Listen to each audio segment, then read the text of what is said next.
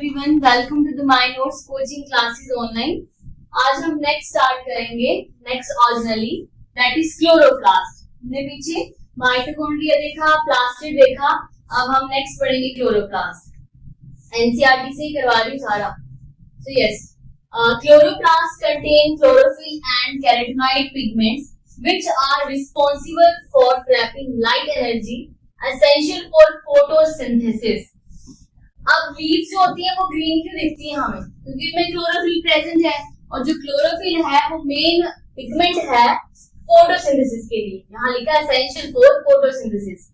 Next, in the chromoplast fat soluble carotenoid pigments. अब chloroplast में कुछ फैट सॉल्युबल कैरोटीनॉइड पिगमेंट्स है, उनका नाम है carotene, xanthophyll and others are present. ये क्रोमोप्लास्ट में आते हैं। अब देखो, क्रोमो मींस वो कलर देता है, ठीक है।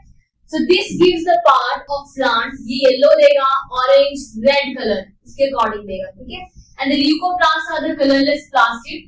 वो कैसे होते हैं? कलरलेस होते हैं, और ये मेन फंक्शन है कि वो स्टोर करते हैं न्यूट्रिएंट्स को। आगे इसके फर्दर टाइप है अमाइलोप्लास्ट जो कार्बोहाइड्रेट को स्टोर करता है, एल्यूप्लास्ट एंड देन एल्यूरोप्लास्ट प्रोटीन को स्टोर करता है। ये मैंने पिछली क्लास में करवा दिया है, ठीक है। अब है मेन चीज, yes, majority of the chloroplasts of the green plants are found in mesophyll cells of the leaves। जो क्लोरोप्लास्ट है वो लीव्स की mesophyll cells में प्रेजेंट होता है। इसकी जो शेप है, ये क्लोरोप्लास्ट लेंस शेप होता है, ओवल होता है, स्फेरिकल होता है, डिस्क्वाइड और रिबन लाइक उसकी तरह होता है, ठीक है। और इसकी जो लेंथ है वो 5 to 10 माइक्रोमीटर है। इसकी जो विड्थ है वो 2 to 4 माइक्रोमीटर है। Next, the number varies from per cell of the Chlamydomonas. Green algae में जो क्लोरोप्लास्ट का जो नंबर है वो 20 to 40% इन मेसोफिल्स में प्रेजेंट होता है। आगे है जैसे coded like mitochondria, the chloroplast is also double membrane bound organelle. Means जैसे हमने पढ़ा था mitochondria double membrane bound organelle है, आउटर मेम्ब्रेन, इनर मेम्ब्रेन। तो क्लोरोप्लास्ट भी, उसमें भी दो मेम्ब्रेन है, ठीक है। सो ऑफ द टू, जो इनर क्लोरोप्लास्ट मेम्ब्रेन है वो लेस परमिएबल है। अब परमिएबल का मतलब क्या होता है कि मेम्ब्रेन के आर पार कुछ ही मॉलिक्यूल्स या आयंस ही वो उन्हीं को आने देगी, ठीक है, अपने अंदर। So the space limited by inner membrane, यहाँ इनर आएगा, inner membrane of the chloroplast is called stroma. अब देखो, ये क्लोरोप्लास्ट है हमारे पास, ये आउटर मेम्ब्रेन है, ये इसकी इनर मेम्ब्रेन है, और एक के ऊपर ये जो इस तरह कॉइन की तरह मैनर में प्रेजेंट है, इसको हम बोलते हैं, एक को हम थाइरोइड बोलेंगे और इस पूरे बंच को हम ग्रेना बोलते हैं, ठीक है। तो इस क्लोरोप्लास्ट के अंदर जो स्पेस है, जो एंजाइमेटिक कंटेंट जो प्रेजेंट है वो स्ट्रोमा रीजन में प्रेजेंट होगा, ठीक है। यहाँ लिखा है a number of organized flattened membranous sacs called the thylakoids। जो मैं बता रही हूँ, देखो लिखा है ना thylakoids, ये एक के ऊपर बंच लाइक जैसे कॉइन्स रखते हैं हम 1 by 1, तो वैसे, ठीक है। और इस पूरे बंच को हम क्या बोलेंगे? ग्रेना। और ये कौन से रीजन में प्रेजेंट है? देखो, स्ट्रोमा में प्रेजेंट है ये सारे थाइरोइड्स, ठीक है। और ये एक यहाँ जो ऐसे प्रेजेंट है ये, अब इसको इन सब से जो ये इंटरकनेक्ट हो रहे हैं, ये with the help of stroma lamellae बोलेंगे, स्ट्रोमा लेमेली बोलेंगे, ठीक है। नेक्स्ट है हमारे पास Thylakoids are arranged in stacks like piles of coins called grana, और सिंगुलर में इसको ग्रेनम बोलेंगे, और intergranular thylakoid भी बोलते हैं। In addition, there are flat membranous tubules called stroma lamellae connecting the thylakoid of different grana को वो कनेक्ट करते हैं, जो मैंने stroma lamellae के बारे में बताया। And the membrane of thylakoid, उनके बीच में से, उस thylakoid के बीच में जो स्पेस होगा उसको बोलते हैं lumen। क्या बोलेंगे? lumen। The stroma of the chloroplast contain enzyme। जिस क्लोरोप्लास्ट में जो स्ट्रोमा रीजन है वहाँ एंजाइम्स प्रेजेंट होते हैं, और वो कार्बोहाइड्रेट्स और प्रोटीन की सिंथेसिस में रोल प्ले करते हैं।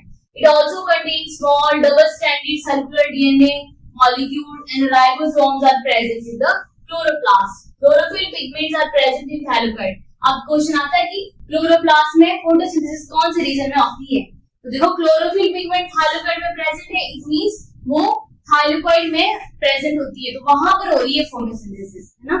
Ribosome of chloroplast smaller than the cytoplasmic ribosome, ठीक है, याद रखना ये। और एक चीज और, ये थाइलेकॉइड टर्म जो है वो साइंटिस्ट है मेंके, उन्होंने डिस्कवर किया था, और क्लोरोप्लास्ट को डिस्कवर किया था शिम्पल ने। ठीक है, ये थाइलेकॉइड और ये क्लोरोप्लास्ट। नेक्स्ट है हमारे पास ribosomes. Last, ribosomes are the granular structure. इसको फर्स्ट टाइम इलेक्ट्रॉन माइक्रोस्कोप की हेल्प से जॉर्ज पैलेडे ने 1953 में देखा था। ये कंपोज होता है आरएनए और प्रोटीन से मिलकर बना होता है, और ये एक मेम्ब्रेन लेस ऑर्गेनेल है। कैसी है? Membrane less. और एक्सेप्शन है क्योंकि ये यूकेरियोट्स में भी आती है और प्रोकैरियोट्स में भी आती है। देखो ये रहा हमारे पास का स्ट्रक्चर। यूकेरियोटिक राइबोसोम 80s होते हैं, मैंने बताया है। 80s मतलब 60s और 40s सब यूनिट को बना के बने, और 70s राइबोसोम प्रोकैरियोट्स में होते हैं। ईच राइबोसोम में 2 सब यूनिट्स होती हैं, एक लार्जर है, जैसे देखो ये स्मॉलर सब यूनिट है, ये लार्जर है। ठीक है, ये स्मॉलर, ये लार्जर सब यूनिट है हमारे पास। और दोनों सब यूनिट 80s होंगी तो उसमें जो 60s 40s आएगा, और 70s में 50s और 30s आएगा।